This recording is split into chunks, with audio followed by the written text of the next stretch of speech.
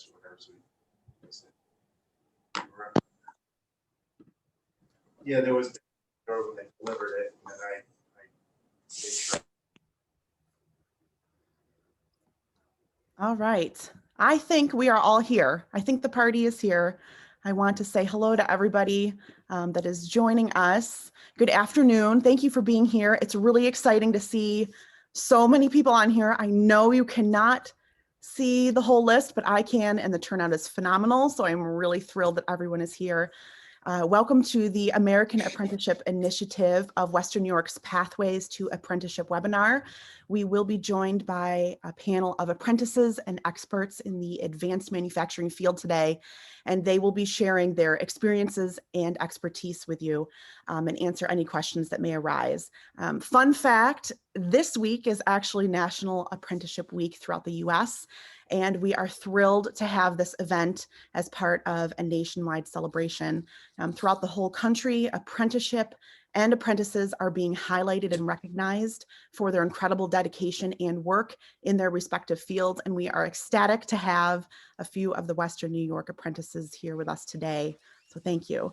As with all virtual events, we do have the housekeeping rules up here on the screen for you. I just ask that everyone keeps their video off and stays muted unless you are a panelist. Please review these on your own as we are waiting to begin officially. And thank you for reading this over. My name is Lindsay Riggs, and I am the Workforce Development Manager with the American Apprenticeship Initiative of Western New York here in Buffalo. I am joined also by three of my colleagues who are off screen. I'm joined by Sandy Keeney and our fearless project director, Holly Hutchinson, and our colleague, Adrienne Easley, also off screen. She will be sharing her screen at the end of our panelist and Q&A to go over a couple of wrap-up items with everybody. So she will be vocally sharing some of those at the end for you. We also have our colleague with United Way, Miranda Morales, who is our event planner and also our webinar tech support. So thank you for Miranda being here with us to help us. For short, we are called AAI of Western New York, and the four of us on the team represent the 5-year plus one extended year $2.9 million grant that was awarded to the United Way of Buffalo and Erie County from the U.S. Department of Labor, Employment, and Training Administration. The grant is designed to help manufacturers create and enhance their registered apprenticeship programs, and we also support apprentices in this grant throughout their training. AAI of Western New York works with 49 advanced manufacturing companies in 7 different counties throughout Western New York. We also work with unions, educators, workforce development agencies, the New York State DOL, and many other community partners to help fill that skills gap, create a pipeline to an apprenticeship track of jobs, raise awareness about apprenticeship, and increase access for underrepresented populations in the skilled trades. Now we can finally begin the best part of the webinar, which is hearing from our panelists. And I want to thank everyone again for being here today. I am going to switch my screen here so I can pull up some questions. But before I get to the fun questions, I would love if everyone could please go around and just give a little intro, your name, your trade, what year you are, if you are in an apprenticeship, or if you are retired, like we have a gentleman on here, just so the audience can know who they are hearing from. Whoever wants to go first. I see Ashley first. Let's start with Ashley. Sure. Hello, my name is Ashley Hoffman. I'm a recent graduate of the apprenticeship program for the Advanced Manufacturing Optical program.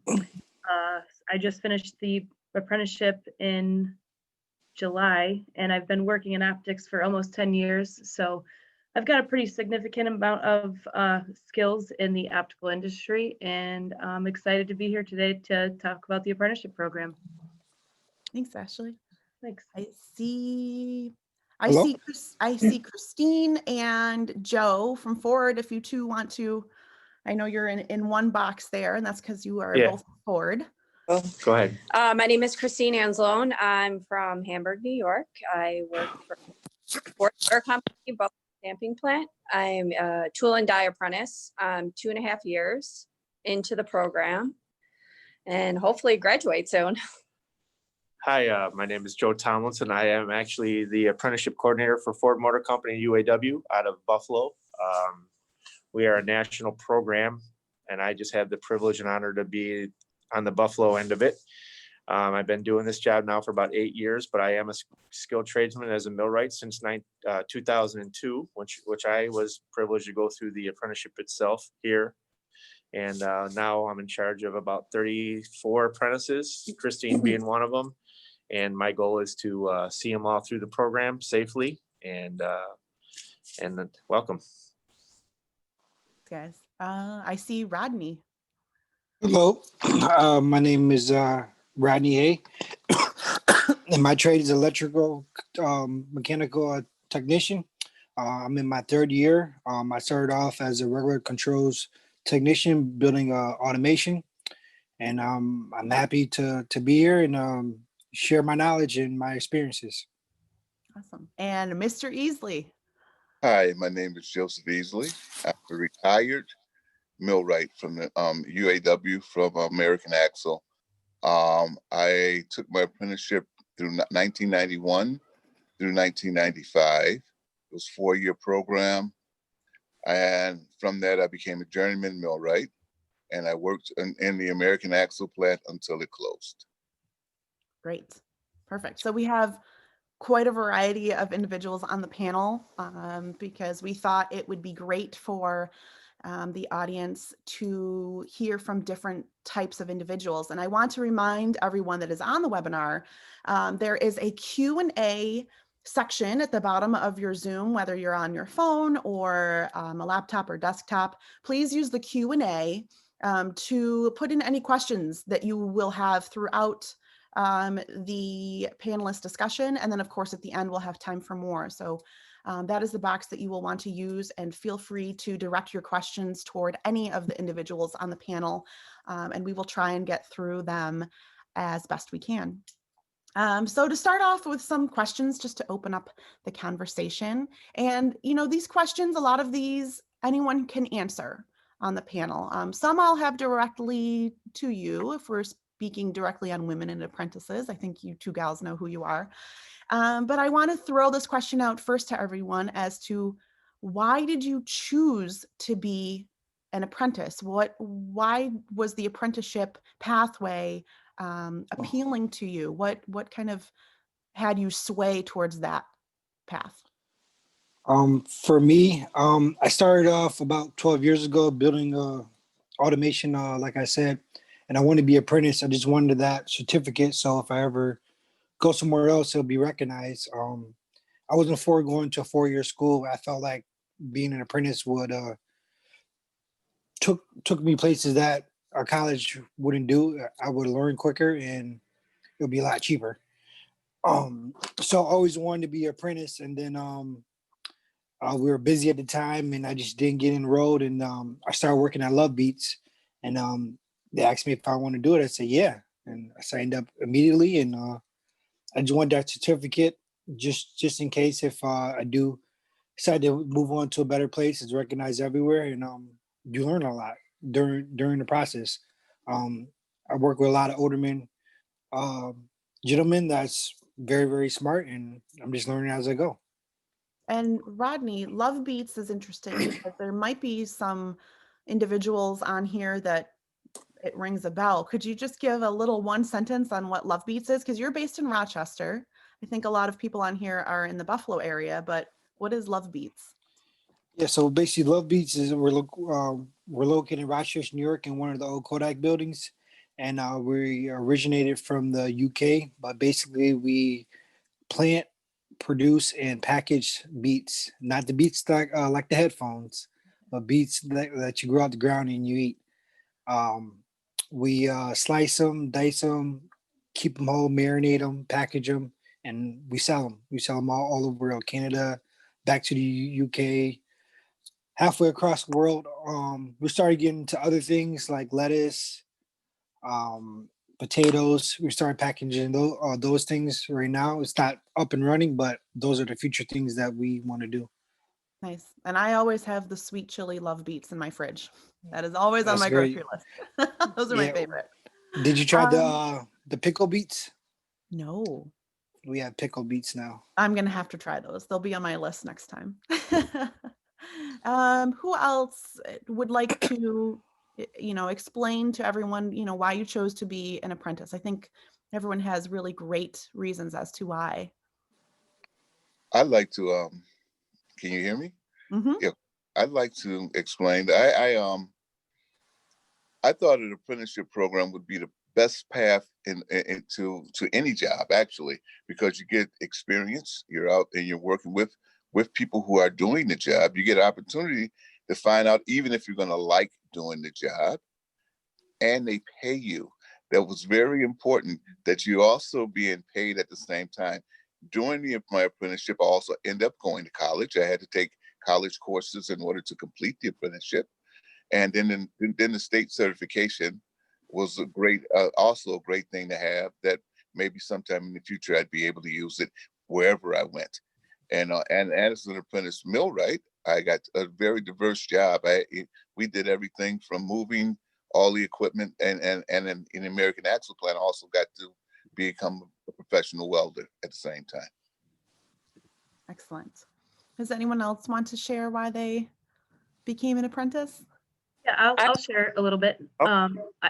Sorry, Christine, you can go ahead. Christine, we'll get to you after Ashley. Okay.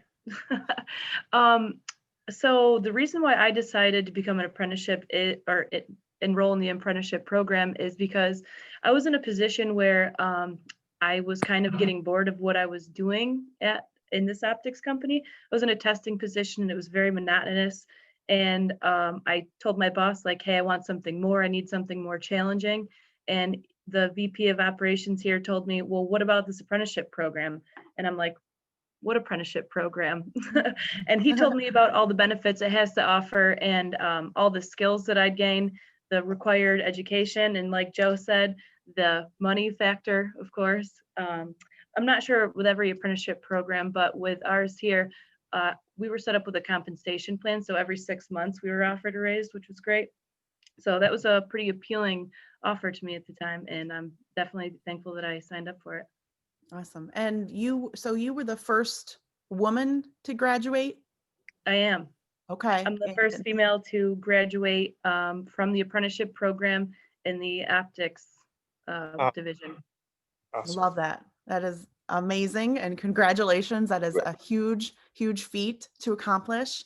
As we hear from Christine, we do have, I believe, a poll that we want to bring up.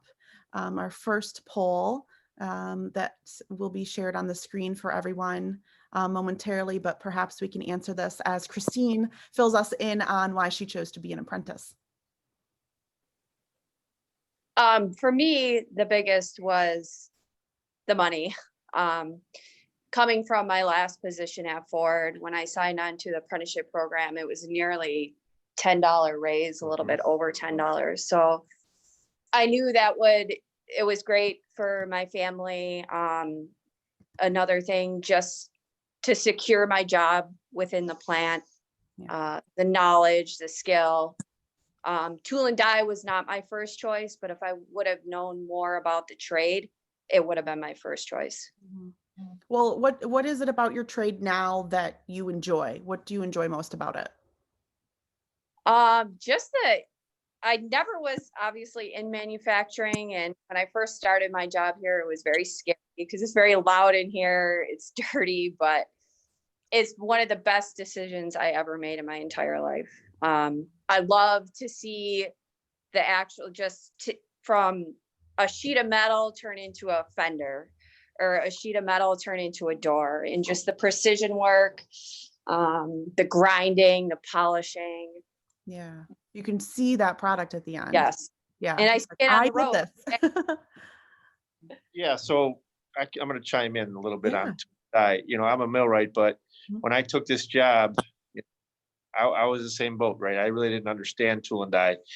And to all my apprentices, and I say it a lot, and I'm a millwright, mind you, it's the most important trade in our world in stamping, because you can't really find a tool and die maker on the street. You see a lot of injection mold makers, you see some CNC guy.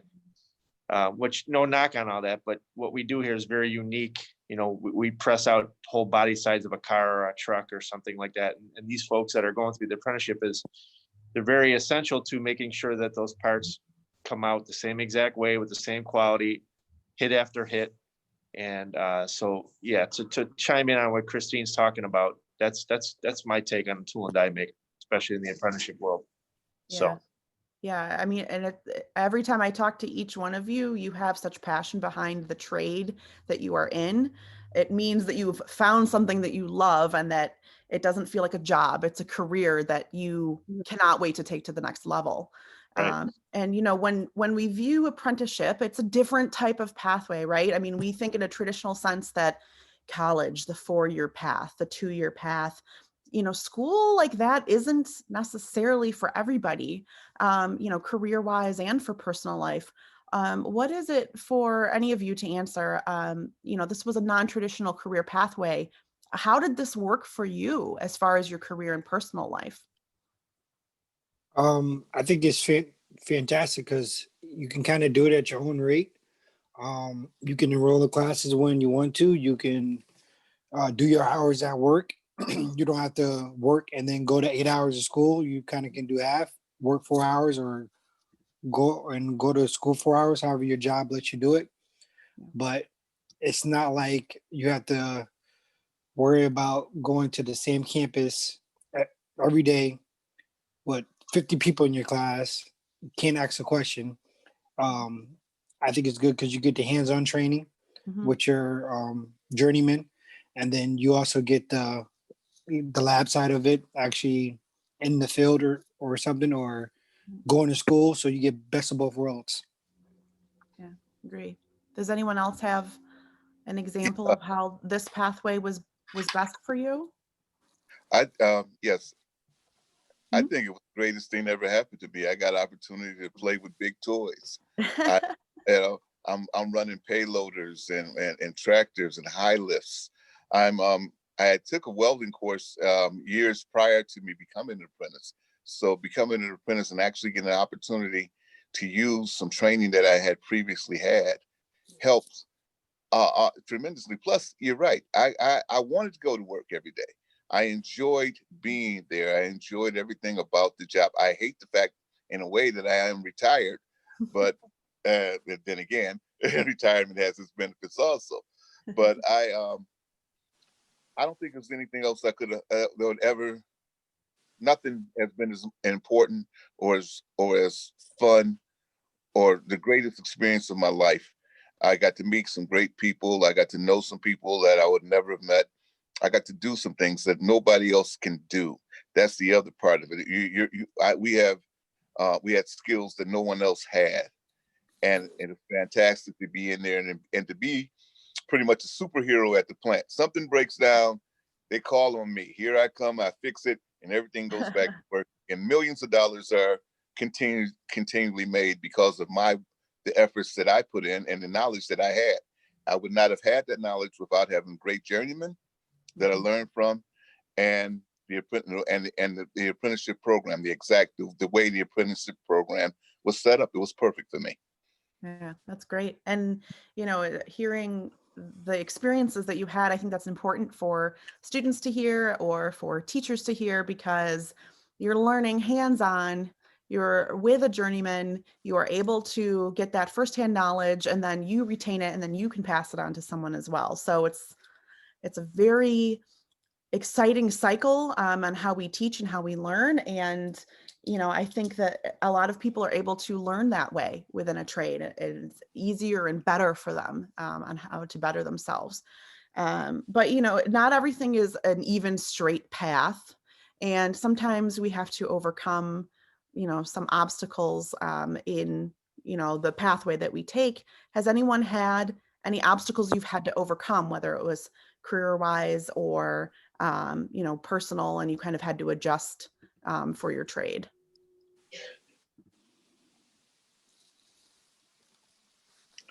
Okay, I can go. I was waiting to see. Go for it. Yeah, personally, I had to get to know a different, diverse group of people from the people that I grew up with and around. And these guys were driven. These guys are single-minded. They wanted to do things a certain way. I had many conflicts and arguments back and forth with my journeyman because he wants to do things one way. And I'm thinking, hey, we can try it this way. We could do this. And forgetting the fact that these guys have been on the job all these years. They've tried all the things that I wanted to try, and they knew whether or not they worked or not. So I had conflict that way. I'm also a Black man in a job that was mostly white men at the time, just pretty much white men. Me and I had, and the another apprentice I came in with was also a female apprentice, and we were in a job that there really wasn't many Black men working, and there definitely wasn't many females working at the time on this job. So we had to learn different skills and how to relate and how to get along with people on that were on the job already, because number one, I wanted to be good at it. It's nothing more satisfying than being actually good at your job, being actually good at what you do. Right. Okay, that's No, I love that you're excited about Mr. Easley. This is good. This is good. I think we might have poll results. Let me just check in to see if we can get those on the screen. So the question was, how long is the training for an apprenticeship? Looks like a good amount of you knew that it was 1 to 6 years. Yes, 1 to 6 years. It depends on the trade. It depends on the program type, on how long an apprenticeship can be. So it just varies on trade. So when you're looking into what career and pathway to take, it will vary between the 1 and 6 years. So, and we'll have 2 more polls throughout our question series here. What is something that would surprise people about the industry that you all are in, as far as something maybe you didn't know, or something that you like to tell your friends and family, like, hey, did you know that this is what goes on in my industry? Ashley, what about you? Because you're kind of in an interesting field that I feel like a lot of people don't think about until they really understand what is going on. Absolutely. Optics is a very interesting industry. I mean, we work on different things. Like you said before, everybody's passionate about the trade that they work in, and I am passionate about optics. A lot of the things we create goes into space.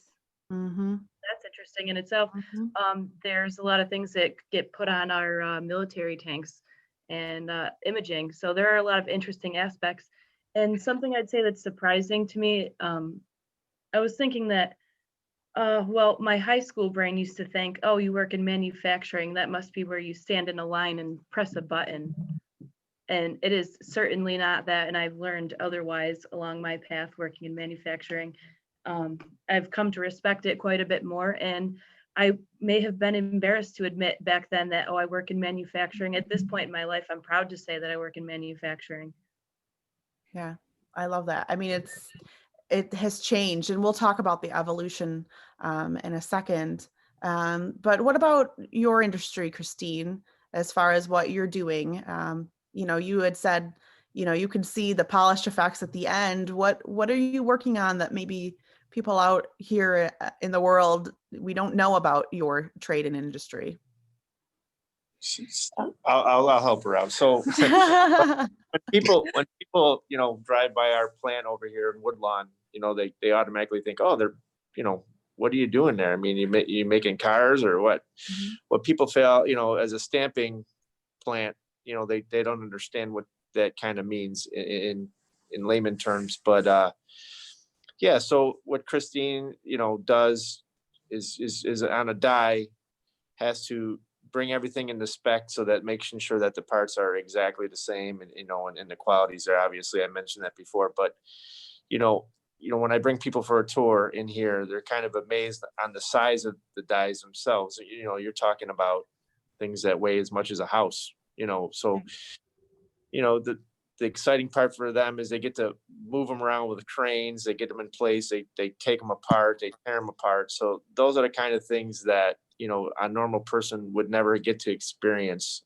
So in that regard, that's what kind of sets apart the stamping division for most automotive, up in Tonawanda. They have the engine plan, or they have the assembly plants, which upon themselves are amazing as well. But, the technology that goes into these things that people just, don't really have a grasp of until they're doing it. So, Right.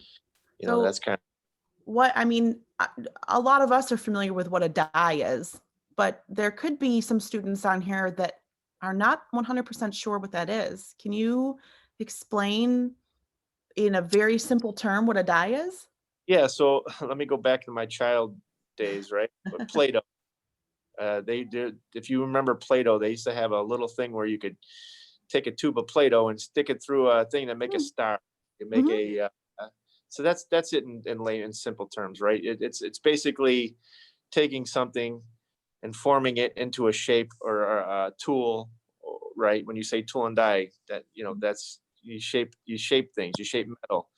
The biggest thing nowadays is they're starting to see is 3D printing. That's starting to creep its way into our industry, right? Those are the things, those are the technologies that are evolving to a certain point, and actually it's starting to make its way into our apprenticeship, right? I'm not sure about Christine because we're a couple years away. She might be graduated by then, but future apprentices are going to start getting into 3D printing parts themselves. And I don't know if who's on the call, but if there's students on this call, my suggestion to them is to start paying attention to what's going on in that world, this 3D printing and CNC and stuff like that, because those things are starting to creep their way into Ford Motor Company for sure. I'm not sure about other industries, but definitely in a Ford world, I've seen it. So, that's kind of it in a nutshell. Yeah. Well, I want to leave you on my next question. It's a great intro. First of all, that's all I'm going to think about when I'm doing Play-Doh now with my 3-year-old. Yeah. When she's cranking it through and making the spaghetti, right? Yeah. So it's perfect that you led right into this, future realm of manufacturing. And I wanted to ask you this specifically, Joe T, Yes. on how manufacturing has evolved over the years. Now we can cover anything you would like, from what does it look like on the inside of a building, to working conditions, to the type of individuals that are working there. Women are more welcomed into this field now. So what have you seen? And as far as technology too, because now we have this new wave coming in. What has the evolution been in advanced manufacturing? So Loud. when I got here in '94, there used to be on one particular line, it'd be, anywhere from 20 to some lines are even big enough to have almost 30 people on them. Some of the major assembly lines with the Taurus car and everything where I started. But over my time here, I've seen the evolution of automation, right? Those things, especially in the apprenticeship world, have resonated, tenfold in electrical, for instance, understanding how to troubleshoot the automation and making sure that you have not just an electrician that maybe can traditionally run a wire or wire a light up, which is definitely a challenging task in itself. But now they're expecting them to understand the troubleshooting end, to get into the logic. There's a school up in Medina that I go to and I use for my apprenticeships, CNC solutions, and these guys come from the GM and they figured that out, and they've come up with a way where you can do hands-on training specifically for what I'm and everything's evolved from welding, right? There's technology advancements in almost every trade, including millwrights, right? And you just as me as a coordinator, what I try to do is always try to stay at top of that for the future, for these people to work alongside with my counterparts in Detroit and all over the country to try to identify those, be ahead of it before it comes and hits you in the face. There's a lot of that going on. So, anybody looking to get into an apprenticeship, or anybody that's looking to start an apprenticeship in their small companies or whatever it is, my suggestion is always be on top of what's going on and try to get there on a hands-on approach too. Right. Can't really put this stuff on a whiteboard. Right. So, right. Exactly. Yeah. You have to be in it. What about you, Mr. Easley, as far as what you've seen? I mean, you are retired man. You've seen it all. What have you seen change? Kind of throwing away because I've seen wooden block floors to concrete floors. I've seen dirty, really dirty industry become very clean industry. I watched and install robotics, different and different new systems that, you know, it does take a lot of technology. You do need to study. You do need to know your math. You need to know your you need to know some electronics. You need to know a little of all of these things in order to do any of the jobs that I did at the end of my career, because everything did change.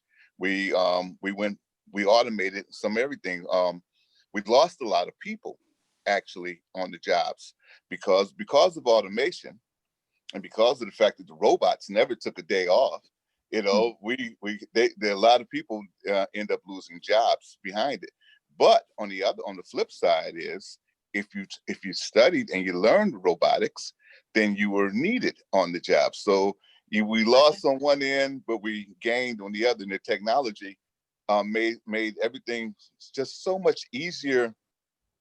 I'm not saying easier, but so much cleaner to do, so much more, we were more proficient at it. You could do things faster. You could get, and it's amazing what we are learning. And that 3D tech, that 3D printing is going to be amazing. I've read up on it. That is a fantastic imaging like that. That's a fantastic idea that you can just stamp something and have it completed, you know, inside and out. The world is changing. And you do need to really get up on your technology. You really need to understand your technology. You need to take classes that will get you forward use in technology, because that is the way of our new world.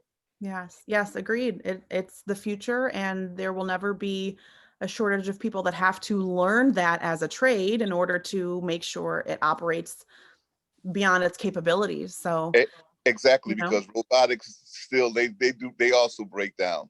And you know, they may take a while, but they also break down. And when they break down, someone has to repair it. right, exactly. To to to speak on the comments I just made, I just graduated from CNC technology yesterday. It's Congratulations, Rodney. yeah, it was a good course. It taught me a lot of things. I would say with the COVID thing, they narrowed our classes down to 4 hours instead of 8 hours.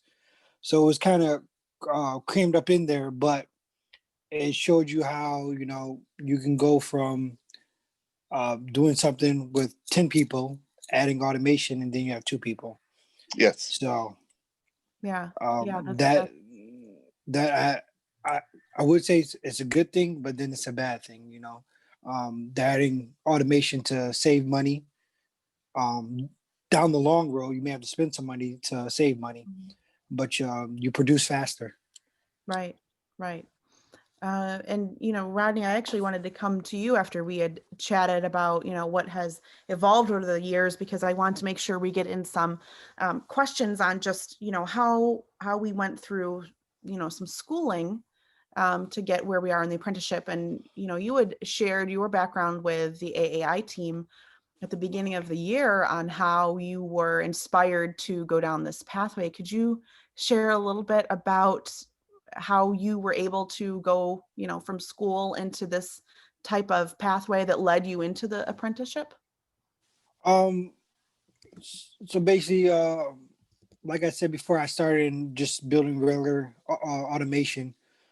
We was building things for all types of companies. If it moved, they want us to build it. At the time, we were very busy. I couldn't get into the apprenticeship program. I started working. I love Beets, and then that's when I got in. But as far as the schooling and then the working, don't ever put too much on yourself. I feel like you should try to take it slow, work at your own pace, and you'll get through it. Yeah, that's great advice. I mean, the more that we are able to share insights like that with students, you know, that are thinking about going down this pathway, the better, because then they feel a little bit more at ease. You know, this is kind of an unknown world sometimes for them to navigate. So I appreciate everyone sharing their background on that. And your I know we journeyman, have, what's that? excuse me, your No? journeyman is very important too. Yes, extremely. Like He- your mentor, your journeyman, your person to gain that knowledge from. Absolutely. We do have a few Q&A that I am just going to interject for the time being. And I think this first question here, I think Joe T, you actually might be an excellent person to answer this. Someone asked, are there any restrictions to disqualify people in the apprenticeship program?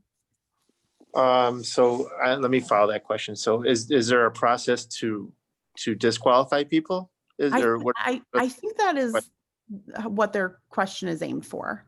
So yeah, there's and I'm speaking to UAW Ford now. So the contractual language in the Ford UAW contract spells out the apprenticeship pretty much cut and dry. You know, my job, I do have a handbook that we follow pretty much to a T, but we do have some wiggle room in there where, you know, but yes, there is processes in place to, you know, they have to go up a couple times for assessments, a midterm, a final. They have to go through their school, make sure they're getting their classes done and passing grades. They have to get their tasks. They want to kind of keep it in pace with their hours, right? There's a task book that comes along with the apprenticeship. You know, I just want to put it out there. You know, after this call, please share my email with any smaller company or anybody that something, please reach out to me. I know Holly Hutchinson's on the call.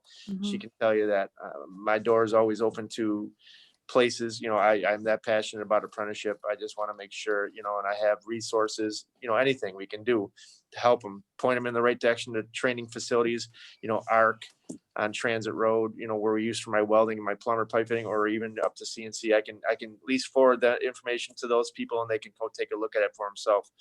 But yeah, there's definitely, you know, not everybody gets to make it. You know, I've had some unfortunate things where some people it wasn't for them. It's, you know, but it is what it is. But yes, there is processes in place, and I definitely don't want to take up too much of the call, but I could share that with anybody. So please share my email with anybody who's offering that question, or I can, you know, Jay, I'm not going to say it, but if you wouldn't mind, Lindsay, after the call, you know, whoever that is, share it with them and they can reach out to me. That would be great. Sure.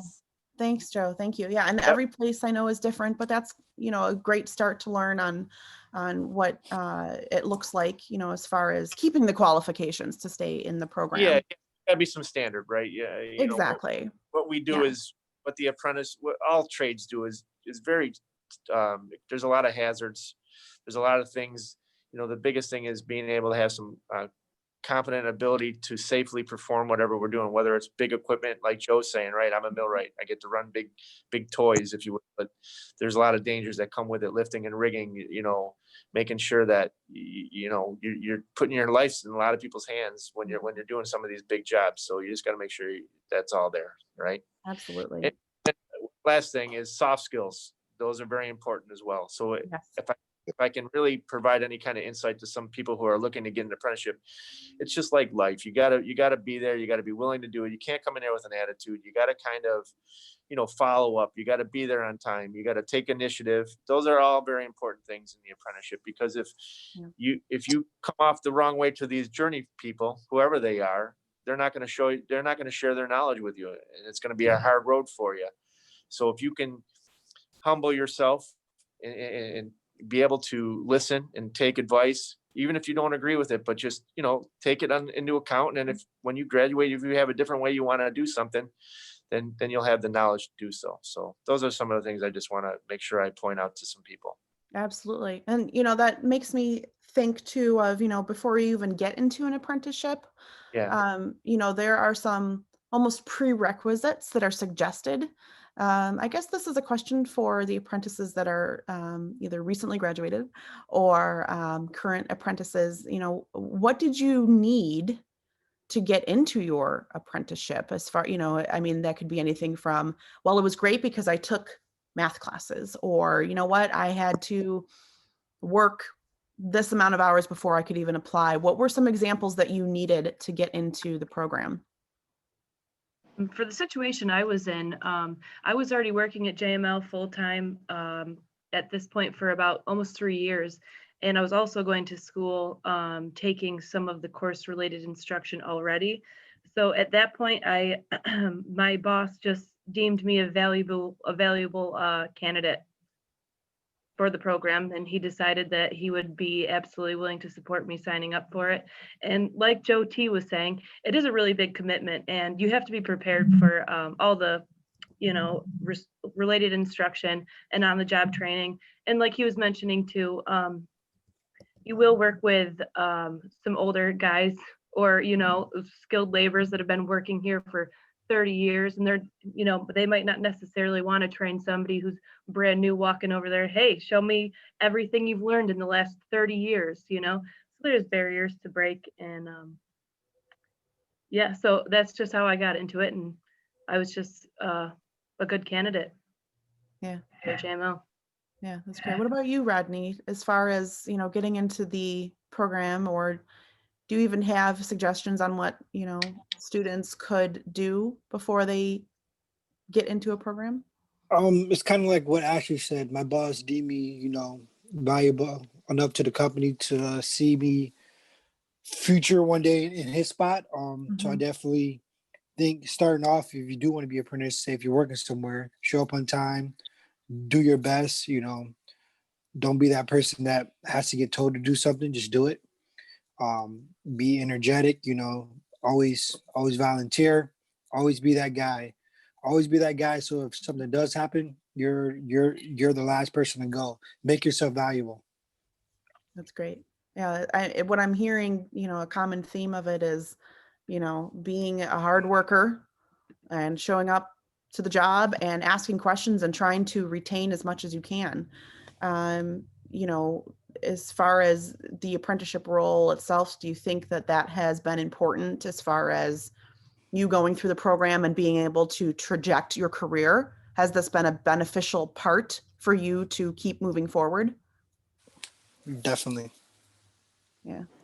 What about you, Christine? I know that you're, you know, in the program now. Do you see that this is going to be a helpful program for you to go into your career? Absolutely.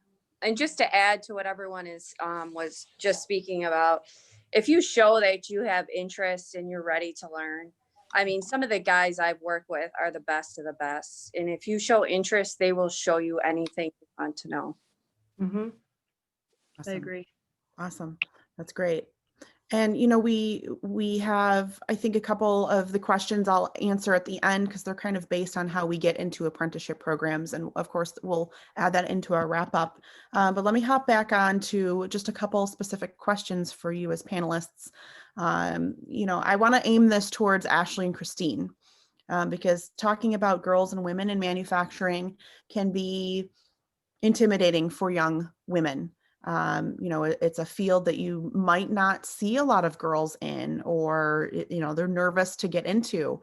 You know, what would you say to other girls and women about working in manufacturing? Go for it. Yeah, go for it. Yeah, Yeah. go for it. Period. Mic drop. It's rough, All right. but very shy. So that was, but You are? yeah. After, I mean, guys have been great. I have no complaints at all. And Yeah. don't be afraid, because I know a lot of people, it is a man's world, but, and I'm one of 3 females in my department, right? Yeah. Yes, right. So yeah, it was tough at first, but I met some great people. And like I said, if you show your interest, they will teach you anything. Mhm. Yeah, absolutely. I agree with Christine. I do work in a male dominant company. I'd say there's probably about 75% males here. The females that we do have working here are highly respected. They're not all in manufacturing. Our manufacturing department isn't actually all that large, and I'm one of 2 females that actually work in the manufacturing department here. And there are, I mean, society has come a long way since, you know, 50 years ago, 100 years ago. Things are a lot different now. There still are barriers to break. Some changes still need to be made, but we're making progress every day. Recently, the other day, I told a professor at MCC about these discussion panels that I'd be sitting on. I have another one on Thursday, more focusing on women in apprenticeship programs. And she told me that I'm paving the way for other females to get interested. And if I can make one more female get interested in working in this industry, then I'm severely satisfied. I fully support women getting into programs like this. And like a funny little story I have, or it's not a story, I guess. This is a reoccurring thing.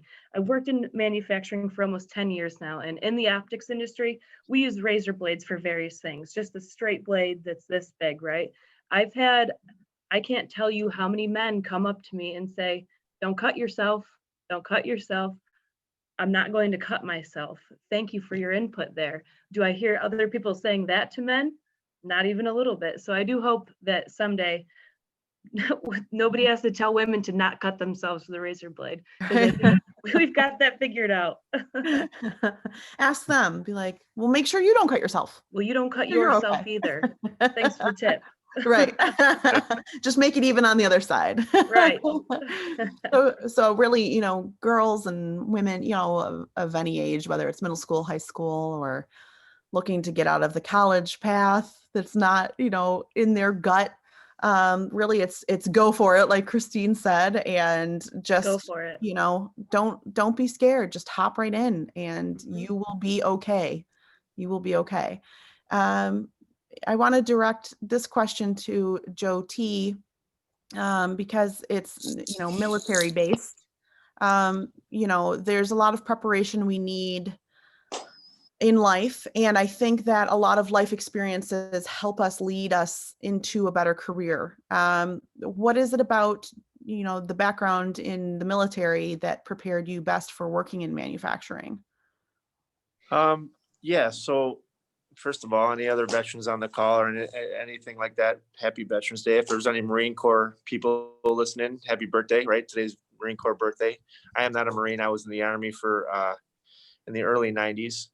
But yeah, so in the military, especially in my experience, what kind of stuff was instilled in me was, again, being there on time, being prepared to pretty much tackle any situation that's thrown at me. Some of those experiences that I experienced, when I was a paratrooper jumping out of planes and all that crazy stuff I used to do, really got me mentally tough to handle when somebody might be, like I said, it all boils back down to people skills.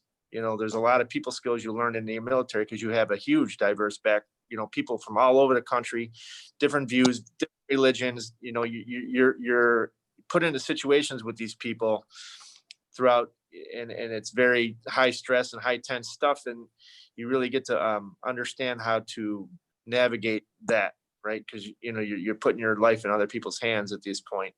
And those are some of the things that resonate to me in the apprenticeship.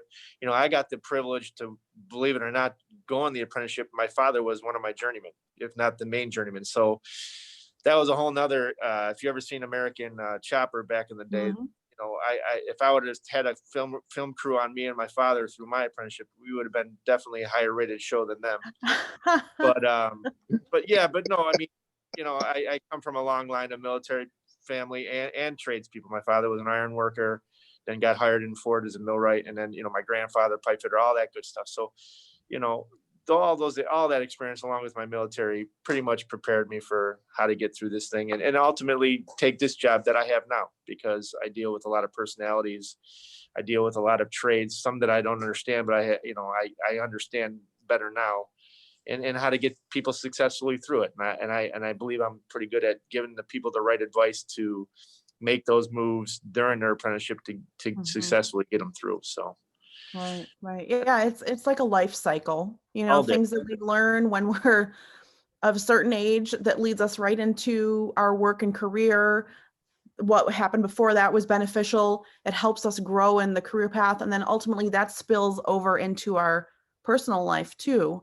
And coming back to kind of like how that affects us personally, I want to aim this to Mr. Easley and Rodney, because I've both talked to you about your personal life and your balance. I'm curious if you can share Mr. Easley back in the day, going through the apprenticeship program, how has this benefited your family? Was it a challenge to maintain like family life with working and going to school? Can you tell us a little bit about that? I miss. Go ahead. Okay. I missed a lot of family life. I really did. I spent a lot of time in school. I spent a lot of time at work.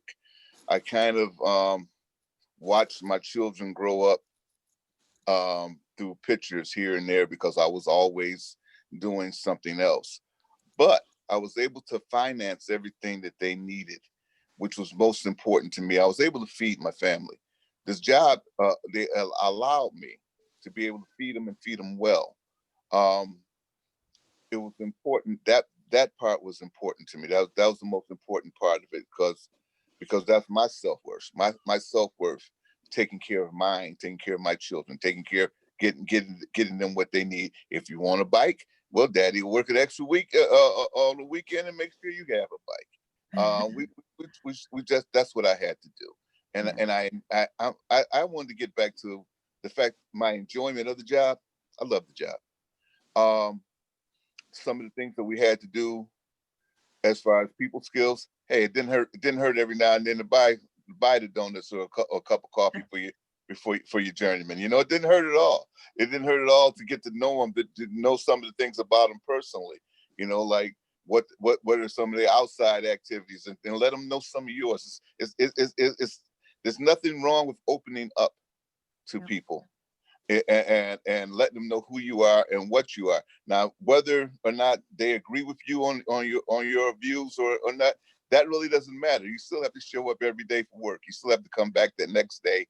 You still have to be a part. You're going to be there and be a part of that job. Yeah, part of something big. Yes. Now back to your question. Yeah. The most important thing about my apprenticeship program, the most important thing about learning these jobs was the fact that I was able to feed my family. And I enjoyed the work. If you enjoy the work and you can feed your family, that's it, man. That's what you want. Exactly. Knowing that they are safe and taken care of and do not have to worry, you know, you're able to provide. Yeah, that's wonderful.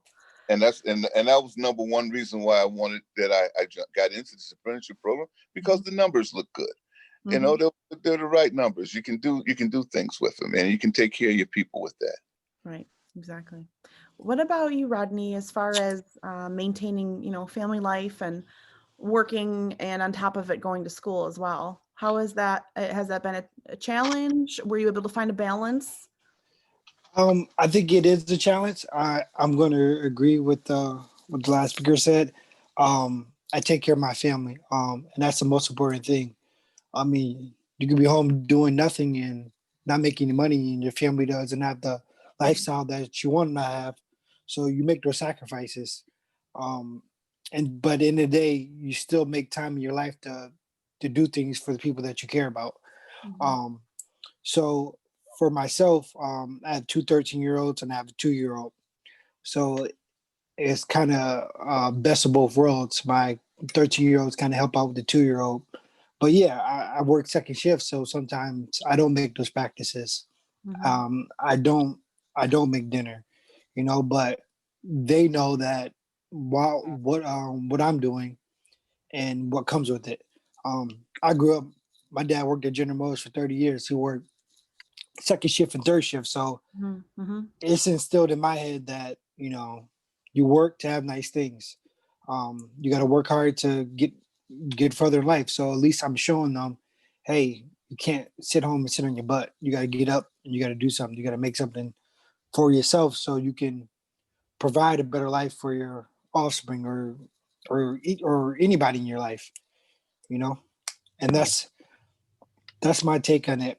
I think I do a pretty good job juggling it. We work 4 10-hour days, so I'm off on Fridays. And so with the whole COVID thing and the kids staying home, I work second shift, so I'm home during the day with them. So right now, I mean, we spend all day together, so it works out. Yeah, that's great. I love that you said, you know, you're teaching your kids about hard work. And I met your daughter in January, and she is the sweetest, nicest young lady. So it's just, it shows that, you know, you can still be there and you're present for your family and you're providing, and you are setting the example for your children on how to be as a person. So I really like that. What about the gals, and what about like work-life balance? Christine, how do you feel about, balancing work and life? Well, I don't have any children yet, so it's been That's pretty. okay. You can still be busy. Yeah. There have been some times, one thing with getting into the apprenticeship program is last year I worked so much overtime. I was just burnt out. And yeah, the money's great, but my family and my outside life, I missed a lot of that. So that was tough for sure. Yeah. And but you were able to kind of assess that and just realign some Yeah. work with it. Great. Yeah, there was times that I struggled throughout the apprenticeship program. I think I'm solely to blame for that. I signed up for 4 classes in one semester while working full time. I realized I bit off a little bit more than I could chew, but the next semester I registered for only 2 classes at MCC. So it is a manageable balance between work and life, but it can also be stressful and exhausting. But in return, it's very rewarding to achieve the milestones that you do during the apprenticeship program.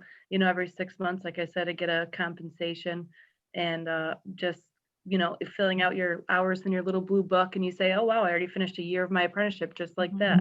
Next thing you know, you're the first female to finish the optics apprenticeship in New York State, and you're excited, and it's over, finally.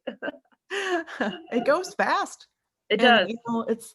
I personally was not in an apprenticeship role. I was in the 4-year college path, and I think across the board, sometimes we just do that to ourselves, right? We work so hard and get into it so much, then we realize maybe we need a nap and we need to reassess this, and then we find that balance again. So, while there's a lot of work in the apprenticeship realm, it's figuring out what works for you and your life and your balance, and we all can, young men and women especially, they can figure it out. We all figure it out and adjust accordingly. So it's hard work, but it is work worth doing for sure.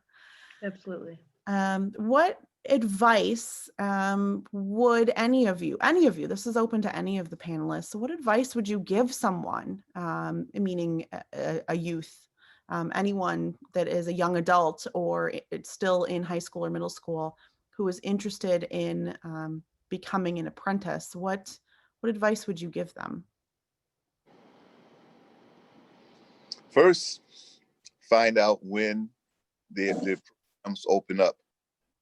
Okay, certain places have different dates that you have to apply by. First you have to know when to sign up for different apprenticeship programs. You find that out. Then you find out what they're expecting of you. Sometimes if you need certain skills, if you need certain mathematics classes, if you're still in high school, if you need certain chemistry classes, while still in high school, take those courses that go along and coincide with the apprenticeship program that you're seeking, and find out if you're going to kind of like the job too. That's a real thing. Another thing that's important. If you can find someone that's already in it, talk to them. Get information as to what what the field truly is like, and what's expected of you in that field. Mm-hmm. And my battery's about to die on my phone, so. Oh, well, if we lose you, Mr. Easley, Yeah. I'll say thank you now, just in case. But like you had mentioned, the job openings, you had suggested there's a few different ways. I'm kind of speaking now to the attendees. There's a few different ways to approach an apprenticeship opportunity that we'll actually cover a little bit in the wrap up, but that could be through our local unions, which I think is probably what you were referring to, Mr. Easley.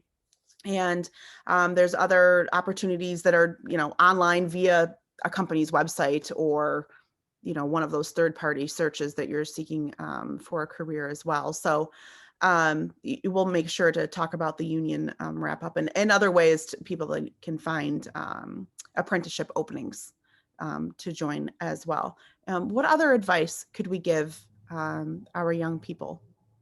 Yeah, so my suggestion to a young kid that's looking to get into an apprenticeship is, obviously chiming in what Joe had said, and what you just touched on, right?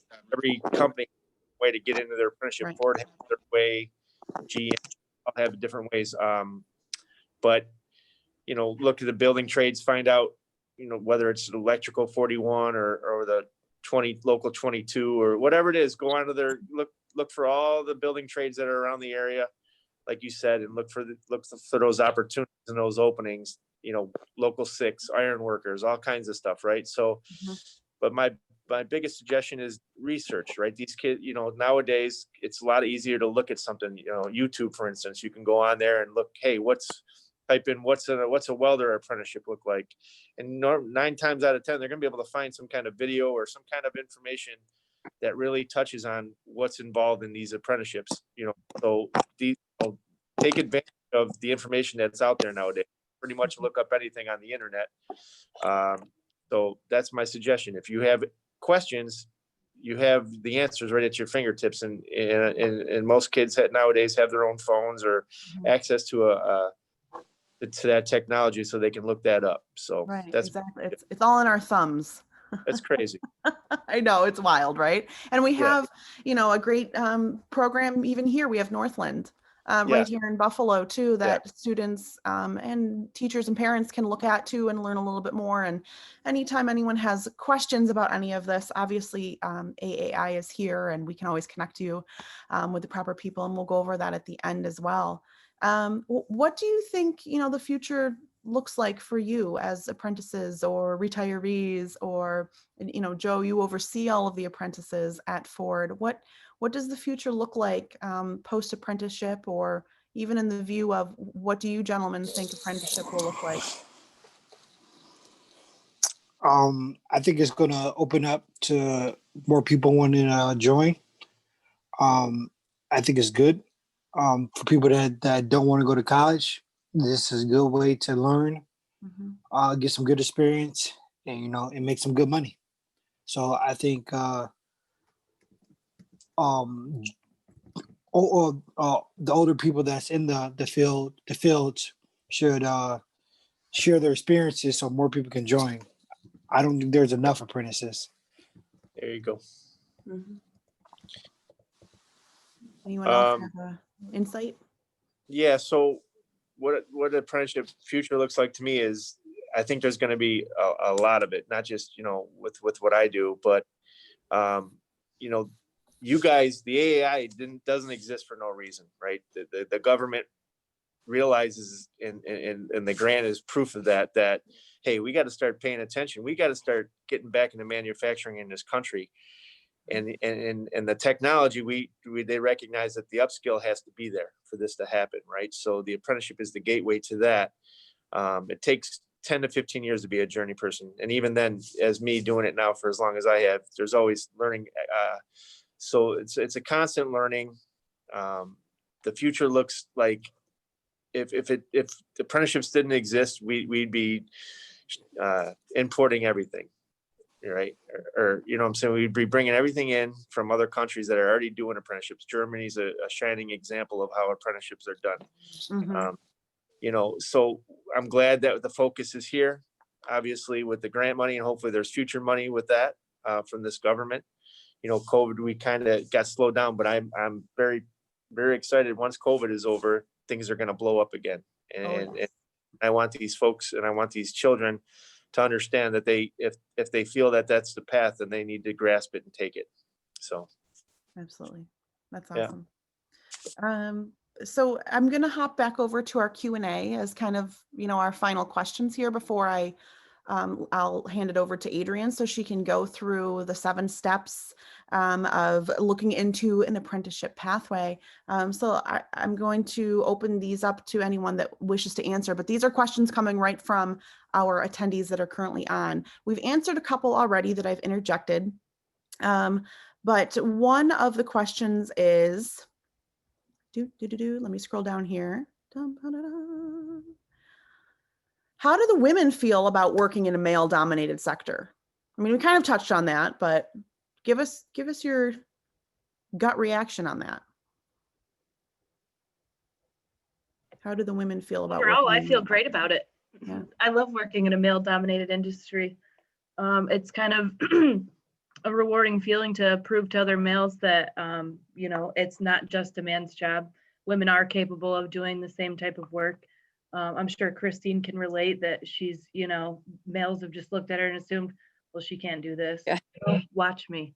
You know, it is a very rewarding feeling to work in a male-dominated, for sure. Feels great. How about you, Christine? You took the words right out of my mouth. It just feels good to be like, haha. Yeah. Yeah, it is a little bit empowering, Yeah. you know? Yeah. It is. Yeah. Awesome. And other women can see that empowerment too, and kind of feed off of that and, you know, grow from there. Let's see here. Some of these will be a little bit more AAI related and we'll be able to answer more in some follow-ups, but this might be, let's see, something here. I want to provide my students with apprenticeships as an option after high school. How do I connect them with apprenticeships? Okay, so this is something that AAI could follow up with a little bit more for you. But like we had mentioned before, there's a couple different ways to talk about getting involved with apprenticeships. On the New York State website, you will be, and we'll share that link out for teachers and counselors as well. You're able to see a list of the registered apprenticeship programs that are in New York State where apprenticeships live. So some of them will tell you directly on their website how to do it. Others are just as Mr. Easley and Joe T had explained with, you know, going through a union. And others are you're in the job and working, and then your boss or your superior says, I want you in this program. You know, you've shown your efforts and you've shown interest, and you know, let's put you through it. So there's a couple different ways. So we'll make sure that we send out those links to you afterwards, so you can have direct access and don't have to fish around too much for them. Another person asked, how can we get experiences for our students to tour, and I'm putting air quotes because of COVID currently, to tour facilities to get a better feel for what the job and work environment are like. So I know some companies are in talks of doing virtual type tours. Is anyone out there right now? Do you know if your companies are doing any virtual tours currently? I know, you know, we can't do anything in person, but is there a way that your company is doing this yet? I know for Ford Motor Company, we are currently not, but that's a good thing. Maybe I'll have to look into that with my president chairman, Pat Racky, and my plant manager, Scott Zealy. I think it's a good thing that we, you know, because we used to do tours a lot of the times. And I thought it was a very valuable thing to bring in a group of students to really show them what we do. So like I said, currently we're not doing that, but I'll definitely look into that for Ford. Okay. I think JML would definitely be supportive of doing virtual tours for anybody interested in the program or specifically optics. Yeah, that sounds great. It sounds like a lot of companies, you know, if a school out there has interest in this, this is something that myself and my colleagues can help you navigate and connect you with a company that could be open to doing this or already is. So we can connect, you know, offline and try and help find some companies that do that for you. Another person asked, does it make sense for young people to get into any apprenticeship they feel interested in and feel free to shift into another trade apprenticeship if their passions shift? So it sounds like, you know, if you start in one trade of apprenticeship, is it okay for them to switch a trade and stay in the apprenticeship? Does anyone have experience or knowledge about that? I would say that is okay. But you don't want to spend 4 years in one trade and then Right. switch to a totally different trade. You were trying to that kind of goes back to the getting familiar with what you want to go and do some research, ask around, maybe take a tour. Just do a lot of research before you set your mind to it, because you know once you get in, you know you want to finish. Absolutely. Another question we have here. Let's see. Are references important? are internships available? I'm thinking this might be in the realm of if you've gone through your apprenticeship program, do you need references beforehand in order to get into the apprenticeship program? That could be different for each company, but has anyone had that experience? Ours is not a reference. It's you're in the building as a production worker. And we have an IRCP, which is a program that you have to take.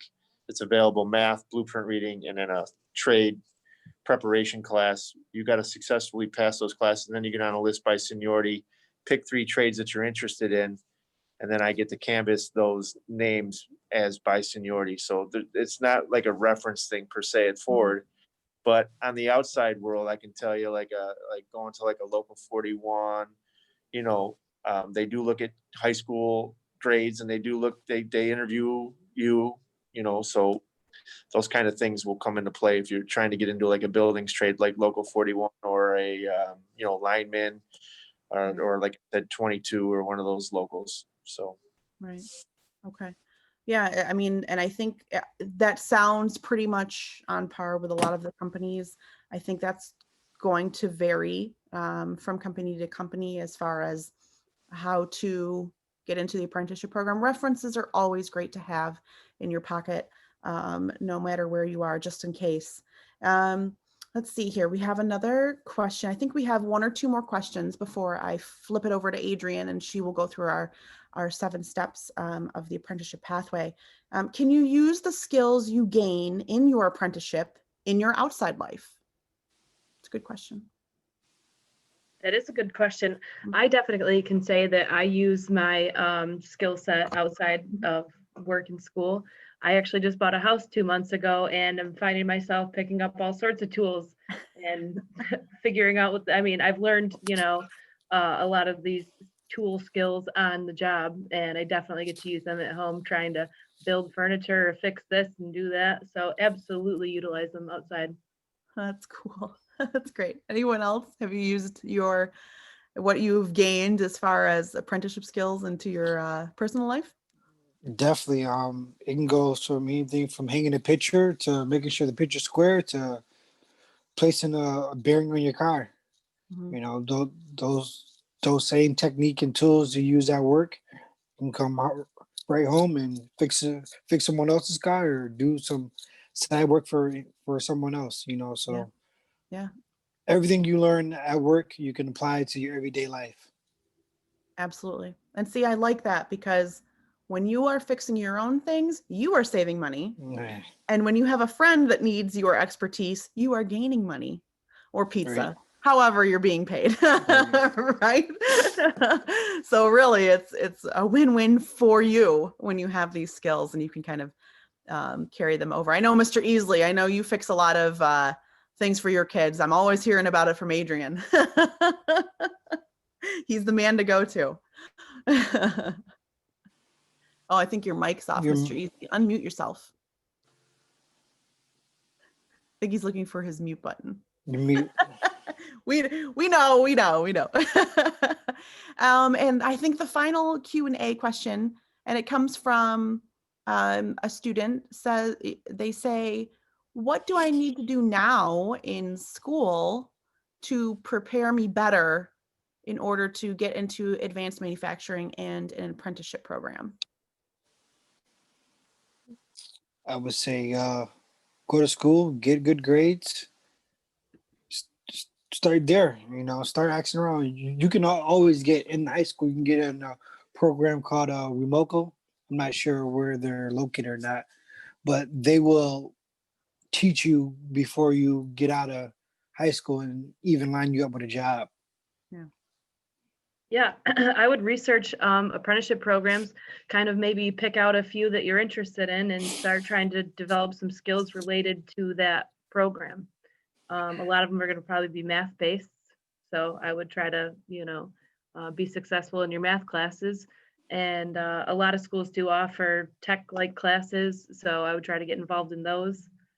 And Yeah, we do hear that the most common classes are the math ones. Does anyone else have? Math and math, everything. Yeah. Yeah, so, obviously be in the class, be on time, those soft skill things that need to happen. If you're home with your parents or, pick up a tape measure, tinker around with it, try to fix something, whether how minor, or, something minor, something major, but ask questions. If anybody in your household has any kind of skills, tap into that stuff.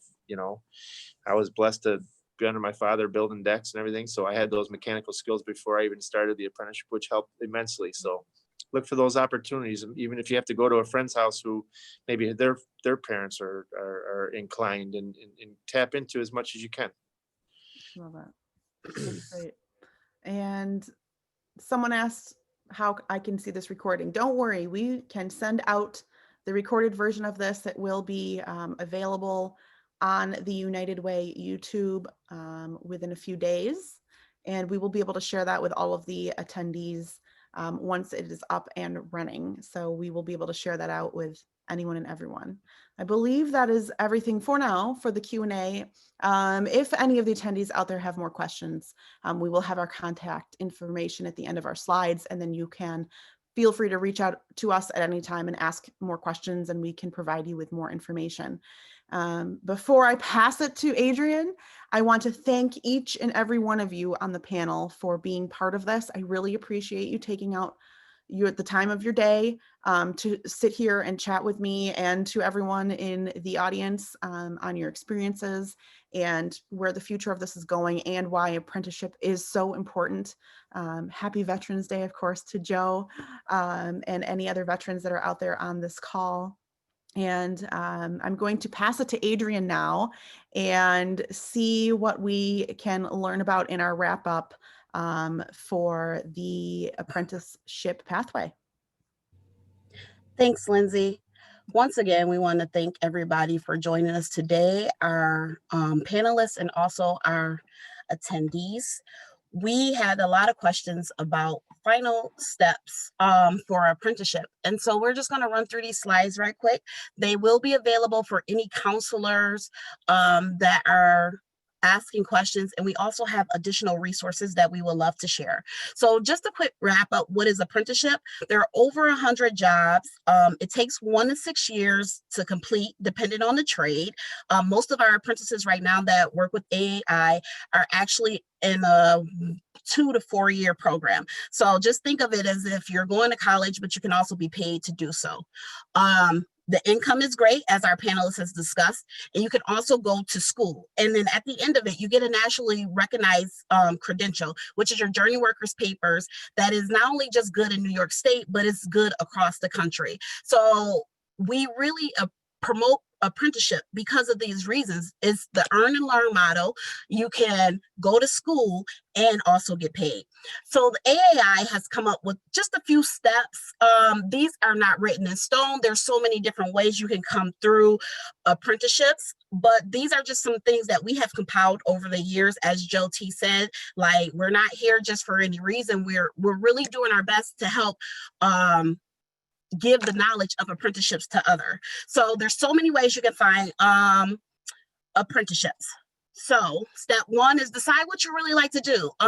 Teachers and counselors are a great way to help you figure out what things you like to do. Also, friends and family. You're around your friends and family, and you do stuff with them at home. They might say, hey, you're really good with your hands. They might have some recommendations for you as far as apprenticeships. Step two, high schools have a lot of options. Some programs have P-Tech programs, some programs have BOCES, and I think Rodney also mentioned another program which might be local in Rochester. There's so many ways that you can start figuring out what you want to do before you actually get into college, or in that mindset of graduate, before you actually graduate from high school. And so you can also go into, a lot of our community colleges have trades programs for you to start up in. So ECC, JCC, MCC, NTRIP, MCC, which is in Rochester. JCC is also in Chautauqua County. So all over the state, a lot of our community colleges have ways for you to start learning these trades. And that goes into step 3, which is learning about post-secondary education, what programs are offered, what trades are offered. And as I said, if you go to these community colleges, those are also credentials. So just like you go to college on the regular and you earn credits, you can earn credits towards a degree depending on your trade and how long you're in it. A lot of our apprentices have started in school during their trade, and then they take those credits and continue, and they earn actual degrees. So it's a great thing to be able to be paid to go to school. Learn what companies have registered apprenticeship programs. So there is a difference between just having an apprenticeship program and a registered apprenticeship program. New York State DOL has a site that has all the companies that are registered as registered apprenticeship programs within New York State. Now, you might say, hey, well, I don't see Ford on there. Well, Ford is registered with the country. So they're in the US DOL site. But these sites are available for the public. You can look through these companies and see like, oh, well, that looks like a good place. Maybe I would like to see what they do there. And go ahead and apply. It is up to the company to decide if you get into their program. But as our panelists discussed, if you show great work ethic, you know, there's plenty of ways for you to enter into apprenticeship programs. Step 5, once you have these basic level skills, each company is different, but they're always looking for good people. When you interview, when you go and you register for a company, when you interview with that company, ask if they're a registered program, ask how you can become an apprentice. And that's a big step. Mr. Easley said something about that too. Be sure to try to get to know people and ask. It doesn't hurt to ask. You don't know until you ask. Step 7, at any stage of your journey, please feel free to contact the AAI team. All of you received emails from Lindsay to register for this event. Lindsay email is access. Joe said to companies that are interested in apprenticeship programs that he's willing to share his knowledge. We are all here to share our knowledge. No one gets anywhere by themselves. We want to help you have a rewarding and satisfying career. And with that being said, we thank you all for attending our webinar today, and we will be sharing the recording soon. We hope that you had a great time and you learned something new, and that we can help you go to new places. Thank you.